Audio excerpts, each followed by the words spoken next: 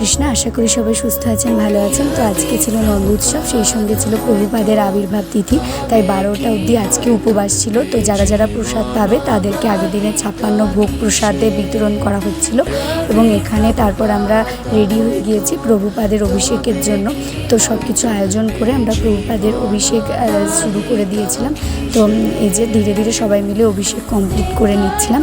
তারপরে দুপুরবেলা ভগবানকে আমরা ভোগ লাগিয়ে দিয়েছি। এই যে আপনারা সবাই ভোগ দর্শন করে নিন।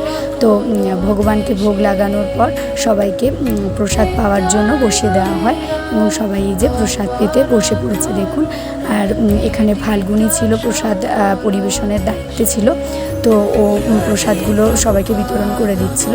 তারপর সন্ধেবেলায় সন্ধ্যারতির পর গোপাল সোনারা যারা এসেছিল তারা সবাই ফিরে যাচ্ছিল। তো আমার মনটা খুবই খারাপ লাগছিল। তো পরিবেশটা খুবই জমজমাট ছিল। তো আজকের ভিডিওটি আর বেশিক্ষণ বাড়াচ্ছি না, এখানেই রেখে দিচ্ছি। তো ফিরে আসছি নেক্সট কোনো ভিডিও নিয়ে। হরে কৃষ্ণা, সবাই ভালো থাকবেন।